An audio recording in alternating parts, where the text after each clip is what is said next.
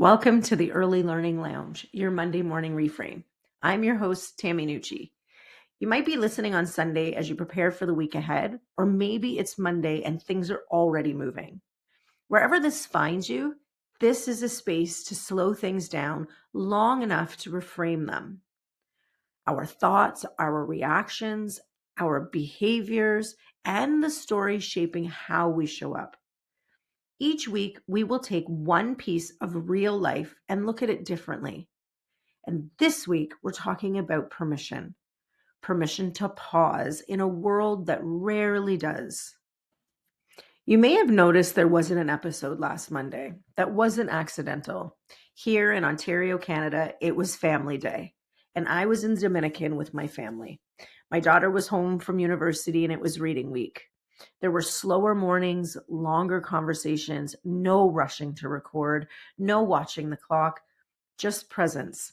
And in that space, I felt the pull to stay consistent, to keep the streak going, to not miss a Monday. But I chose to stay where I was, fully there. And that choice was the reframe. Because here's the reality of the world we're living in. We are constantly stimulated. Notifications, news cycles, deadlines, expectations, comparison, urgency. We absorb more information in a single day than previous generations absorbed in weeks. And our nervous systems are tired. But instead of resting, we normalize exhaustion. We call it ambition, we call it responsibility, we call it leadership. But dysregulation does not become strength just because it's common. It's easy to believe that stepping away means falling behind, missing momentum, breaking rhythm, losing relevance. But here's the shift. Pause is not regression. Pause is regulation. Let me repeat that. Pause is not regression.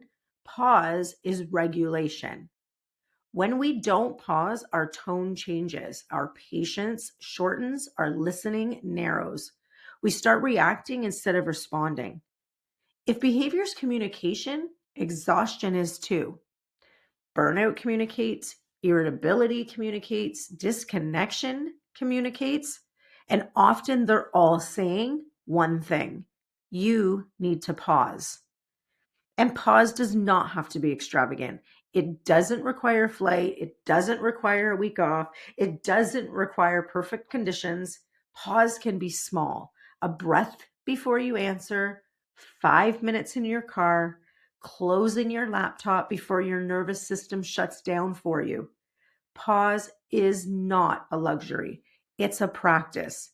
And in today's world, it's critical. So what do we do with this?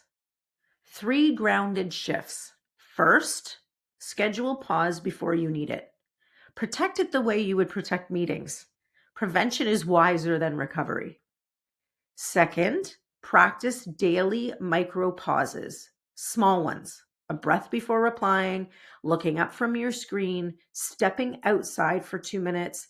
These are nervous system resets. They change how you show up. Third, reframe reentry.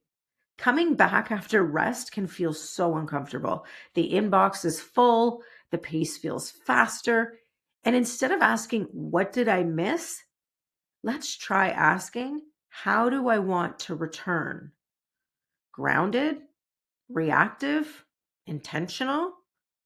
Re-entry is leadership. So before we close today, I want to share something. Beginning next week, this podcast will begin expanding into video, and you'll see some subtle rebranding, not a complete overhaul, but an alignment, because growth requires visibility, and living this work means allowing it to evolve. This week is audio, intentional. Next week, you'll see the next chapter.